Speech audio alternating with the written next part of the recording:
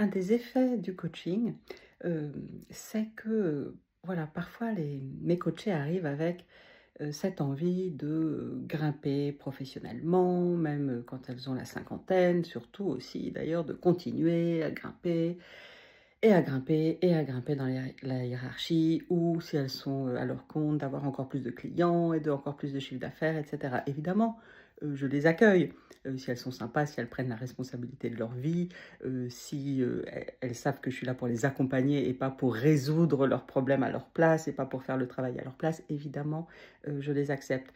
Et puis au bout de quelque temps, ce qui arrive, c'est qu'elles se sentent tellement mieux, tellement plus sereines. Elles ont arrêté les jeux psychologiques où elles passaient 80 de leur temps, en fait, à ruminer, à être stratégiques avec telle personne qui veut leur place et comment elles peuvent dégommer telle autre pour arriver là et etc. Et cetera.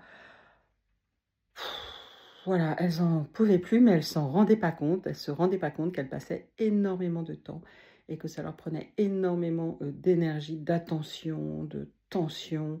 Que c'était quasiment, tout leur boulot, c'était ça, c'était, gérer des relations conflictuelles, gérer des territoires et cetera et en coaching, voilà, on peut arrêter ça, enfin avec le coaching, on peut arrêter ça, on peut retrouver des relations, en étant en alliance ou alors en laissant glisser quand les personnes, voilà, sont malveillantes ou voilà, on peut arriver à être stratégique et à sortir de ces jeux psychologiques.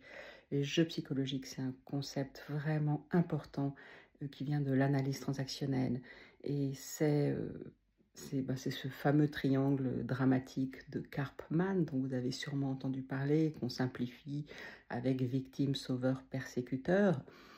Et bon, la théorie, c'est qu'on peut être dedans dans 80 de nos relations quand on n'y prête pas attention. Et sans le savoir, on peut être dedans. Mais alors ça nous enlève de l'énergie. Mais c'est terrible, quoi. Ça nous déprime. Ou alors ça nous donne une sorte de force ou une sorte de fausse puissance, hein, mais qui n'est pas nous. Enfin, on a d'un masque, on n'est pas authentique et on n'est pas surtout épanoui au travail. Donc on tient, on tient, on tient.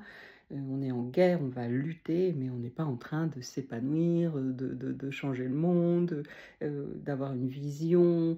euh, voilà, bon.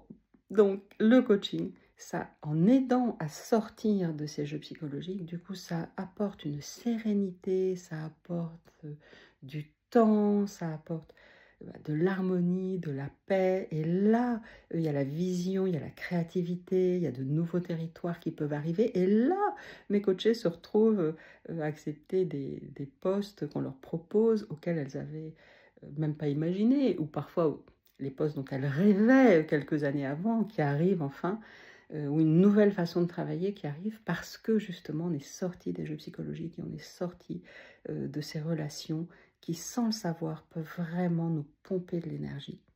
Donc c'est tout ce que je vous souhaite, pouvoir, si vous êtes dedans, peut-être même sans vraiment le savoir, voilà, vous pouvez, en tout cas, c'est pas évident d'en sortir seul, mais déjà s'en rendre compte, c'est super.